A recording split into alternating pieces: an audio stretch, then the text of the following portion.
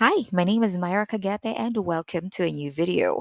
Ano nga bang ibig sabihin ng pet peeve? Yan ang sasagutin natin sa video na ito. Have you already heard of the term pet peeve? Kapag tinanong ka ng what is your pet peeve or what are your pet peeves, alam mo ba kung ano ang isasagot mo? Walang kinalaman yan sa mga alaga mong hayop sa bahay, okay? The word pet peeve, according to the Britannica Dictionary, is something that annoys or bothers a person very much. So it could be a behavior or a situation that causes minor annoyance for other people, but for some, it is particularly upsetting or annoying or irritating to a greater degree. Okay? So kapag meron kang pet peeve, ibig sabihin, yung pet peeve mo na yun ay isang bagay o kaya pangyayari or sitwasyon o kaya gawain ng ibang tao na nakakabwisit para sa'yo, nakakainis para sa'yo. Pero para sa ibang tao, okay lang naman. Wala namang problema para sa kanila. For example, people who cut in line are my biggest pet peeves. So, yung mga tao na sumisingit sa pila, talagang nakakainis para sa akin. Siguro para sa ibang tao, okay lang na may mga sumingit sa pila. Pero para sa akin, nakakagigil talaga yon. Okay? So, people who cut in lines are my biggest pet peeves.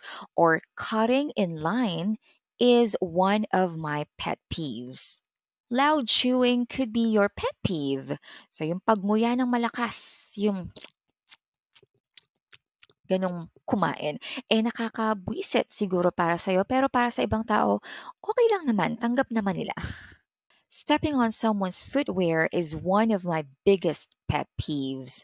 So, yung pagtapak sa sapatos, sa tsinelas, kapag ako nakita ko na, parang may tumapak ng tsinelas ko dun sa pinto Kapag nangyari yan talagang nanggigigil ako, tinatanong ko talaga kung sino yung nanapak ng tsinelas o kaya ng sapatos ko. That is something that I can't resist complaining about. Talagang magrereklamo ko kapag nakita kong may nanapak ng tsinelas ko or ng sapatos ko. The word pet peeve is more commonly used in American English. Now, in British English, they use pet hate. So, pet peeve and pet hate are just the same. Yung pet peeve at saka pet hate are both nouns, alright? So, ang plural form nila ay pet peeves at pet hates. People who cut in line are my biggest pet peeves, or people who cut in line are my biggest pet hates.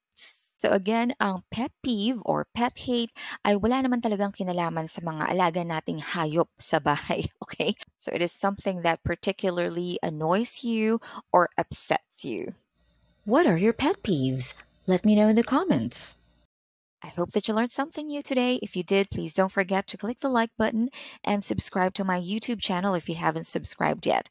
I'll see you again next time.